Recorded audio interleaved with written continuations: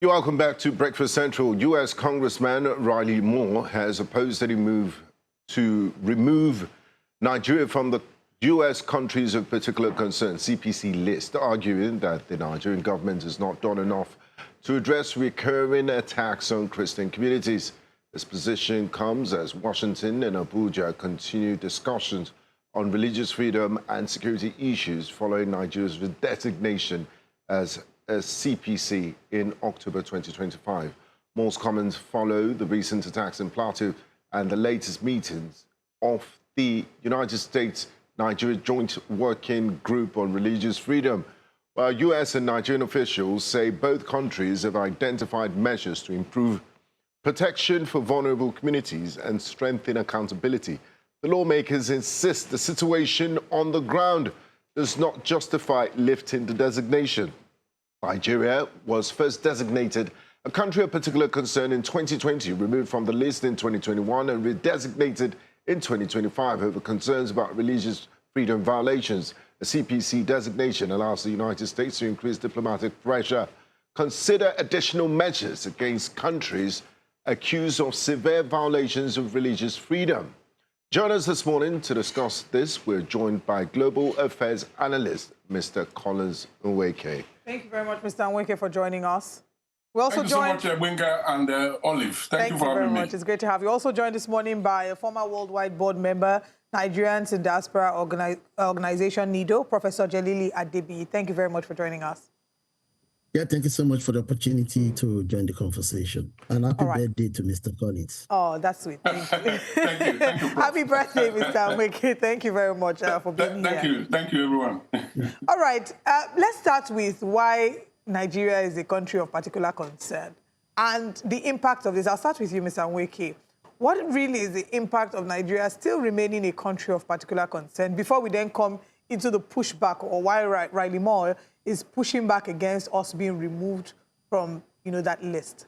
Well, it's a rather long story. Like Wenga actually prefaced, this is redesignation. I mean, that word is key. The reason it's key is because in 2020, under Joe Biden, Nigeria was, under Donald Trump, his first coming, Nigeria was designated a country of particular concern. It was under Joe Biden that, that was lifted, and following his second coming, in 2025, just last year, he reinstated Nigeria in that list. Well, the reason cited is obvious. It's obvious because we know that, terrorism is actually ravaging Nigeria. But in this particular case, and that is where the controversy is, a single religion has been, pointed out to say that the Christians are the ones suffering, persecution. As a matter of fact, they called it genocide.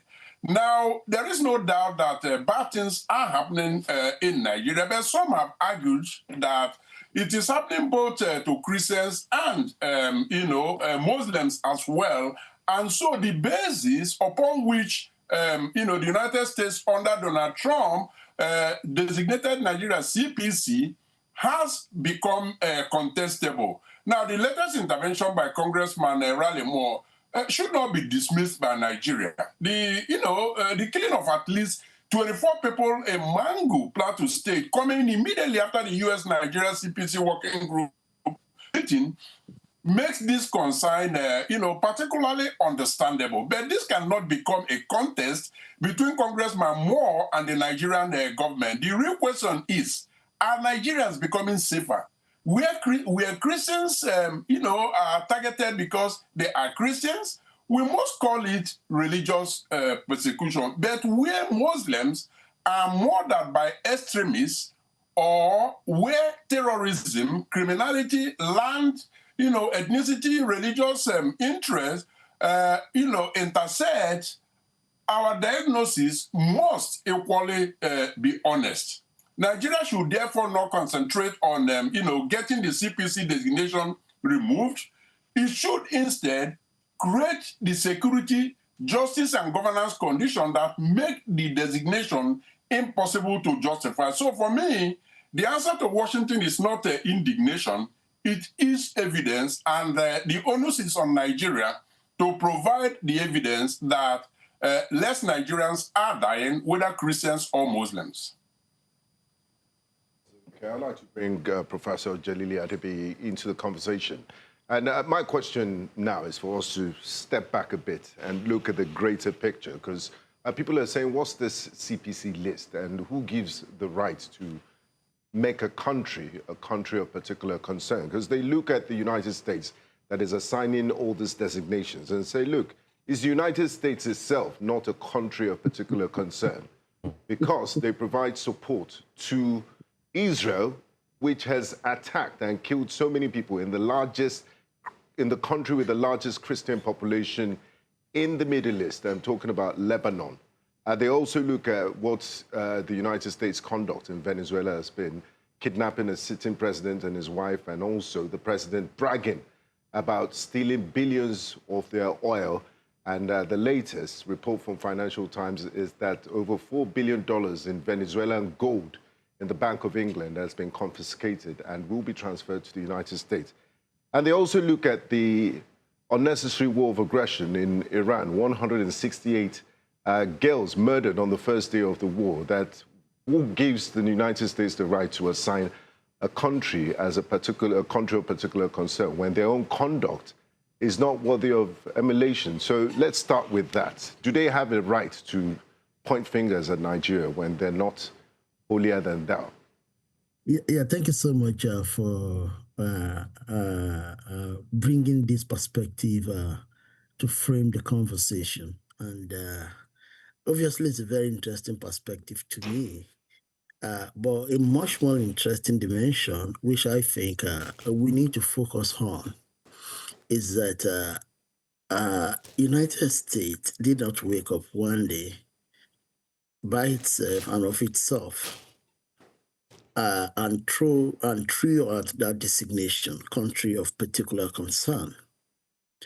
I followed the ignoble development in Nigeria, the rise in incidences of terrorism, which has been combated by the government, and the issue of insurgency, and the issue of cattle rustling, ethnic conflicts across mosaic of zones that are characterized by all forms of complexities. You know, they have their historical crises that sometimes are framed misleadingly as religious issues. And they also have historical border concerns that many times erroneously and disingenuously gapped as religiously motivated. And this is where I really get worried about it, because many Nigerians who felt the government was not doing enough, some Nigerians who felt the government was not doing enough, were the ones that were actually calling on the United States to intervene in this matter. And that is one thing that shouldn't be lost on us. Because when we say the U.S. is the one taking this action unilaterally, I won't think that is the case. And we've seen this kind of orientation in national conversation centering on Nigeria. If elections are going to be lost, opposition members are likely to call on the U.S. to place certain politicians in the country on a visa ban. And what that means is that we are inviting such an interference in the affairs of Nigeria. And it's understandable why a Republican president or some extraction of the Congress leadership from the Republican Party will listen to the cries for help coming from some section of the affected communities in Nigeria. because the Republican Party prides itself as a party that is framed around the forward principles of Christianity. And that's something to pay some attention to. So for me, I don't see this kind of intervention as helping us to overcome our national crisis. And my appeal is to those who are calling on the U.S. to do the designation, to assist them to think twice, even more than twice, about these issues. Because after all said and done, Nigerians will still have to square up with these important unresolved questions. Because when you look at this environment we are talking about, especially in the Middle East, majority of the places, they have this ethnic mosaic. And what that means is that ethnic mosaic means they have their own ethnic histories. You have the Idomas, you have the Igala, you have the Tiv. They are dominantly Christian, but majority, that is not their only identity. They are dominantly Christian, one, but their ethnicity is also part of their identity. And the ethnicity is tied to the question of land. And that's something to pay some attention to. And a lot of this issue is rooted in controversy surrounding the question of land. So when we reduce such a complex issue to a religious issue, it is, as far as I'm concerned, an invitation to exacerbation of the existing crisis. The other thing that must not be lost on us is the pluralism that characterizes this part of the country. There's always this disingenuous attempt at painting a picture that is not true, that this place is homogeneous. It is not true. We have a high level of religious pluralism in this area. And that is something to also pay some attention to. Why? We have a mix of Christians, Muslim, and traditionists in this area. That must not be lost on us. So the moment we frame attack against people as one particular religion being affected, I don't think we are on the pathway to building a peaceful environment. Building a peaceful environment, we recognize that there are issues to be addressed that cannot be swept under the carpet. And there are grievances to be addressed that cannot be swept under the carpet. And what that means is that all of us, we need to come to the table, willing to pour out our minds, and at the same time finding a solution that will ensure the protection of everybody. If everyone is seeking for a big brother that will assist them to fight their fight, what that means is that religious A goes after a big brother, religious C presses another level, religious D presses another level. And at the end of the day, as the saying goes, especially among the Yorubas, it is the grass that suffer in a battle that involves elephants. And that's something I want us to pay attention to as Nigeria. The other issue is the issue of, the middle belt identity. It's a big issue. It's not as simplified as it is being constructed and a role to frame this conversation. Because when you think about identity, there are so many things embedded in the concept of identity. One, culture is part of it. And when you think about culture, religious infuses element into our culture. Our ethnicity infuses element into our culture. And there are several positionality issues that infuse element into our culture. Even the identity is politically constructed. And that is why when you go to the word middle belt, it is often used to distinguish the regional indigenous Christian minority group from the dominant Hausa Fulani Muslim population of the northern extraction. That by itself also plays into, why the problem is not being resolved. So for me, I believe what we need to do as a country is to recognize that after all said and done, Nigeria is a sovereign nation. As a people, we should be able to sit down, be honest with ourselves, and try and find reasonable solutions to this problem. And part of that is that we need new set of leadership in that region. All right. Leadership. Okay. Professor Jolini, I mean, you've highlighted these points, but let's go back to Collins very quickly. Do you think that as we go through this entire process as a country, trying to get our names off the list, do you think the United States is convinced? Or the reason why they still don't want that name off is because they're not fully convinced yet? I mean, just a fortnight, we saw what happened in Plateau State. Killings doubled. People were wondering what's going on. The governor did come out to say he was going to do more. So it still seems like it's neither here nor there. But do you think that the U.S. is not wanting to remove Nigeria from the CPC list because of the fact that they're not fully convinced? Well, Joe, essentially what you're asking is, is the United States convinced that Nigeria is doing enough? Look, my straightforward answer to that is no, they feel that Nigeria is not yet doing enough. But that doesn't mean that Nigeria is doing nothing. I mean, I personally commend, the government for choosing engagement rather than indignation.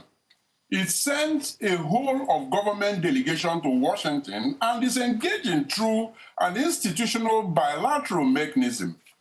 But diplomacy is an input, whereas safety in itself is an output. Now, commend the engagement, measure the delivery. And I believe that once the delivery is measurable, you would then make it impossible for the United States to continue to have Nigeria's name on that list.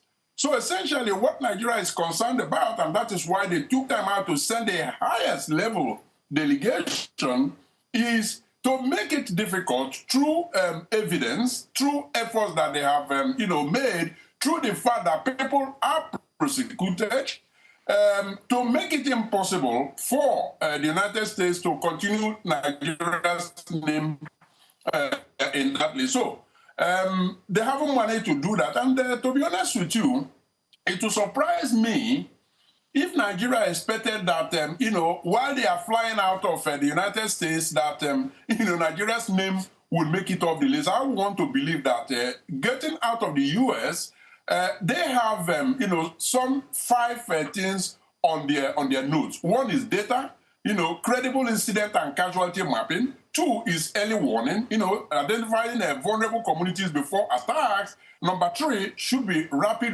response, which is security forces must arrive before the massacres, not afterwards. Number 4 should be prosecution.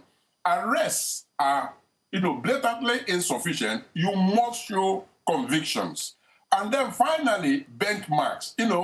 They need to agree with the United States measurable targets, and publish progress. Now, it doesn't look to me that if any benchmarks were, agreed at the Washington meeting, that, those benchmarks have been met. So Nigeria should not ask, what must we say to get off the list? What Nigeria should be asking is, what must we do so that keeping us on the list becomes indefensible? Absolutely. And that brings me to this, to my next question to you, Professor Jalili Adebiyi. What must we do to make keeping us on the list indefensible? Are you happy with Nigeria's efforts so far? Because it seems, apart from the military front, Nigeria is also paying lobbyists in Washington to paint a rosy picture of things happening back home. What must we do for the sake of our own people to ensure that every Nigerian life is sacred, to end this very sad instance of terrorism and killings across the country? Yeah, thank you so much. I'm not a fan of the concept of arrested sovereignty. It's something that bothers my mind a lot, and I see this playing out. It is an extension of imperialism based on my own thoughts. And I'm also worried about tokenistic reactions to these issues. You know, meeting with folks in Washington, developing a list of what to do, I don't think that is a starting point, honestly. What do you recommend? And I don't think that should be the framework for accountability. I think the government of Nigeria need to see to the communities affected. And the onus of accountability should reside with the communities affected. We spent sufficient time going to Washington, holding conversation with Washington for the purposes of optics, because it looks bad internationally. So what I think we need to do is to be authentic. The power, the sovereignty to govern the country comes from our people, not from the people of the United States, not from Europeans, not from Asia. So we need to begin to take that mandate seriously. As a country, we need to do enough going to those communities that are affected, holding genuine conversations with them, developing interventions that we are going to work on collectively and genuinely to help restore authentic peace to the area. If steps are made today, we are reporting to Washington, D.C. What that means is that we are not taking our own people seriously. Because if there are issues in the United States, Americans are not going to be calling on Europeans to help them out. Americans are going to take their leadership to account and ensure they do the right thing. And what we've seen of recent in Nigeria, it shows that the people are beginning to realize the enormity of power that resides in them. So that is one thing I believe we need to be doing differently. And how do we go about this? There are steps you can take. One, the urgency of this matter need to be an issue on the ballot. If there are concerns you have affecting your community, put it on the ballot. That's one option. What that means is that it becomes a point of election, a point of debate, a point of contestation on the ballot. And whoever the people feels is better positioned to help find solution to this problem, they can use the power of the ballot to elect those individuals into offices. That, to me, is a pathway to finding pragmatic solution to the problem. Second thing, we need to begin to look at religious leaders, community leaders who are truly invested in finding solutions to this problem. I'm very sorry. We seem not to have reasonable leaders, enough of them, on either side of the divide. We are sick and tired of the bloodletting. It is not helping anybody. So we need those who are sick of this development on either side of the divide come together and let us develop a framework. If they were able to do this without the help of international countries in Rwanda, we can do better. I've met folks who came from Rwanda, and you dare not talk about the Houthis and the Tutsis. No, they will shut it down, even here in the United States. And I've listened to them. And not just one, not two, at least close to 30 or 40 of them. And one of the lessons I learned from the Rwanda incident is that there were people that stood up and that actually wanted this problem addressed. All right. Yeah, we had very difficult concessions that will need to be made. One, climate change. I want to bring this as a professor to drive this conversation. When you look at some of the issues at bear, I was talking about the identity, and part of that identity is another construct, the issue of livelihood. Majority of those that are farmers in this particular axis, they're Christians. It's a form of livelihood. Majority of those that are into livestock, production, rearing, They are Hausa Fulanis. And the issue of climate change is biting. That is affecting agriculture. That's a big one. It's not going to lessen. The climate change crisis is going to exacerbate over time. And if we continue to say this religion, that religion, climate change doesn't recognize any religion. It does what it needs to do, create a stressor. Everybody's dealing with the stressor. The farmer will be stressed out. Those that are into livestock production, they'll be stressed out. It doesn't recognize any ethnicity. It doesn't recognize any history. Everybody's going to be looking for how do they mitigate the impact of climate change. Now that you are dealing with such an addition, a very, very difficult addition in this particular maze, do we still continue to run to the United States to find solutions to this? No. We need to come back to our own traditional senses and look at ways we can sit down and find solutions to this problem. And that is why the issue of engagement needs to be approached. And I'm very happy that News Central TV has been taking on very difficult discussion in Nigeria. We really need to thank the leadership of News Central TV. You've been taking on very difficult discussion in Nigeria. I guess your town hall meetings might be instrumented to help find solution to this problem. We need to look at that because I've been following your town hall meetings, how you're empowering people, and it seems to me that a lot of good things can actually come through this kind of arrangement rather than be coming up with a matrix that somebody who's seeking election and needs to speak to his home base in another country. It's not going to say we do this, we do that in Nigeria. Otherwise, its resignation is not going to move. Nigerians love America. America loves Nigeria. I can tell you that for the fact. Nigeria loves America. And I, for one, I won't want us to be part of anything that will affect the diplomatic relationship between Nigeria and the United States. It's something that we should value. It's something that we need to protect. And I believe this kind of conversation is beginning to encroach on that diplomatic ties, cultural ties that we have maintained with the United States over the years. All right. Gentlemen, thank you so much for joining us. We'll continue to follow through with this story and see what the next steps are. But like you've mentioned, more importantly, our leaders need to understand that they have to be held to account. And the first place why we got redesigned or redesignated as a country of particular concern is because we have insecurity challenges that need to be fixed, and we'll continue to hold them to account. Thank you so much for your time. Thank you very much, gentlemen. Thank you.